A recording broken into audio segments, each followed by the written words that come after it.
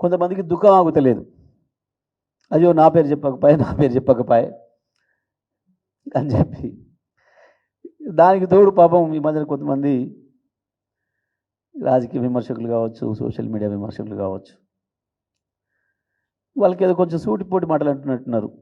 అయ్యో సారు నువ్వు కానీ పేరు తీసుకోవద్దా, పాపం ఒకటే మాటతో అనువదిలిస్తేవేంది మూటలతోని, ఇంత అన్యాయమా, నువ్వు అంత కష్టపడుతుంటే వాళ్ళ పేరు చెప్పొద్దా నువ్వు అని చెప్పి అంటున్నట్టున్నారు. పాపం అక్కడక్కడ వింటున్నట్టున్నారు.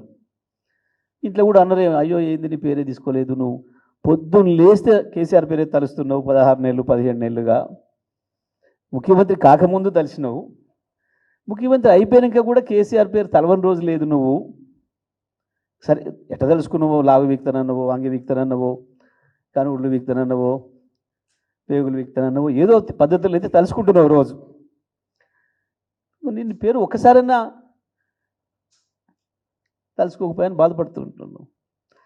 నేను నీ పార్టీ ఎమ్మెల్యేలు, నీ పార్టీ మంత్రులు నీ పేరు గుర్తుపెట్టుకోవట్లేరు, పిలుస్తలేరు. ఆ అక్కసు ఇవాళ కనబడుతుంది.